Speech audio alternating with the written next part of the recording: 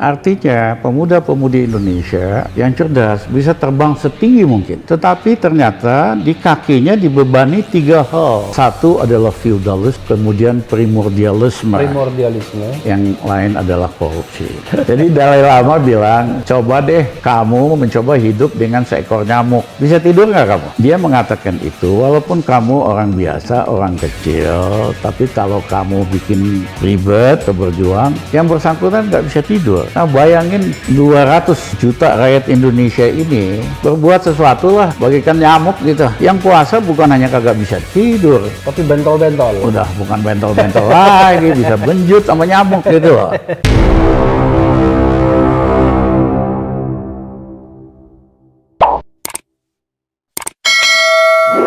Saya ingin bicara tentang dua aliran ya, struktural dan kultural. Yes.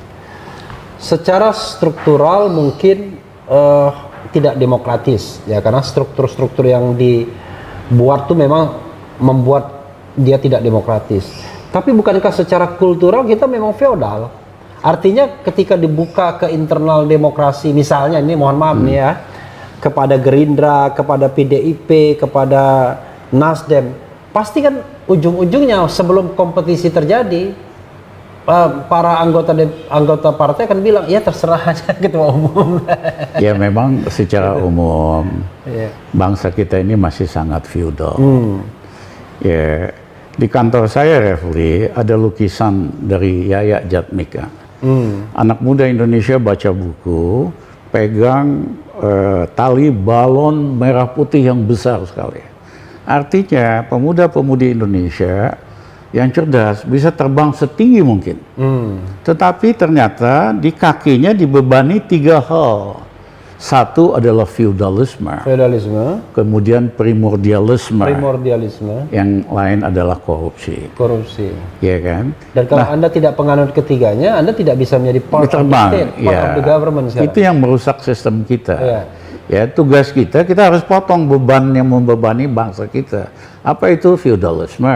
Ya, dan sebetulnya sejak Bung Karno, Hatta, mereka bukan orang-orang feudal. Ya, mereka juga tahu kalau bangsa yang feudal itu nggak mungkin maju. Ya, yang kedua adalah primordialisme yang berlebihan. Yang ketiga adalah corruption. Nah, corruption ini udah sangat dahsyat sekali. Ya, kok tega-teganya uang orang buat orang miskin ditilep bansos. Kok bisa-bisanya uang untuk orang cacat ditilep juga, ya kan? Nah, ini semua terkait dengan partai-partai. Ya, kalau kita lihat nanti analisa uang bansos ini jatuhnya kemana? Ya tokoh-tokoh partai, tokoh-tokoh politik. Jadi memang harus ada perubahan yang mendasar supaya demokrasi kriminal ini kita ubah jadi demokrasi yang bersih dan amanah. Baru bangsa kita bisa jadi bangsa besar. Tapi masalahnya Bang Rizal ya, sulitnya mengubah demokrasi kriminal ini karena tidak ada insentifnya bagi elit di seputar kekuasaan. Insentifnya kan bagi rakyat banyak.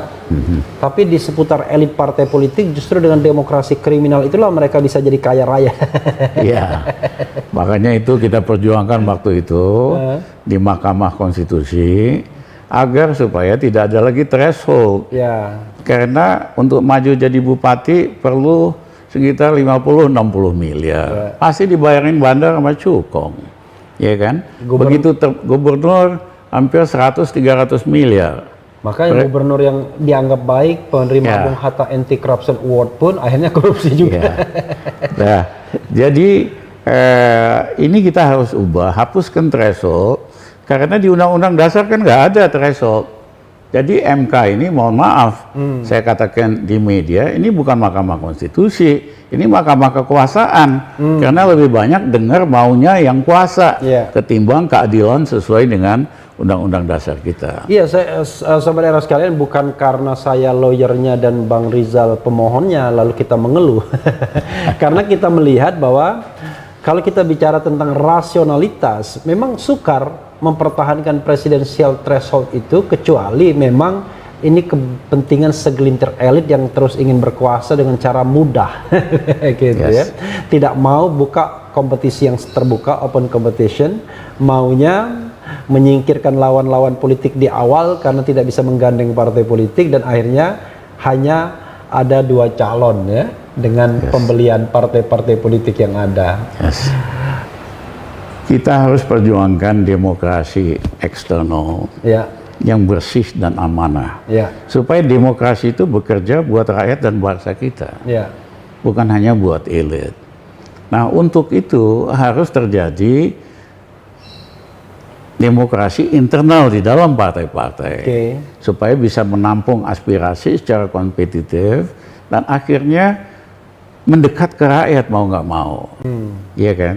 Nah, memang ini pekerjaan besar dan banyak orang Indonesia putus asa, wah kita rakyat biasa, rakyat kecil nggak bisa ngapa-ngapain. Saya ingin mengutip omongan Dalai Lama. Coba deh, untuk Sobat Era, Dalai Lama itu pemimpin Tibet. Tibet ya. Ini soalnya anak-anak muda ini yang nonton nih. Jadi Dalai Lama bilang, coba deh kamu mencoba hidup dengan seekor nyamuk. Ya, bisa tidur nggak kamu? Dia mengatakan itu, walaupun kamu orang biasa, orang kecil, tapi kalau kamu bikin ribet atau berjuang, yang bersangkutan nggak bisa tidur. Nah, bayangin 200 juta rakyat Indonesia ini berbuat sesuatu lah, bagikan nyamuk gitu. Yang puasa bukan hanya kagak bisa tidur, tapi bentol-bentol. udah bukan bentol-bentol lagi, bisa benjut sama nyamuk gitu loh. Iya kan? Jadi jangan menganggap rakyat biasa nggak bisa apa-apa. Ya justru kalau 200 juta rakyat ini bagaikan nyamuk lah, bikin rame, bikin ribut, kebijakan yang nggak benar, demokrasi kriminal, akhirnya ya terjadi perubahan. Ya, tidak mungkin perubahan itu hanya oleh elit, tapi oleh rakyat biasa. Tapi rakyat biasa kita harus belajar, ya kan, supaya harus lebih berani menyatakan keinginannya dan pendapatnya. Walaupun ada undang-undang ITE ya.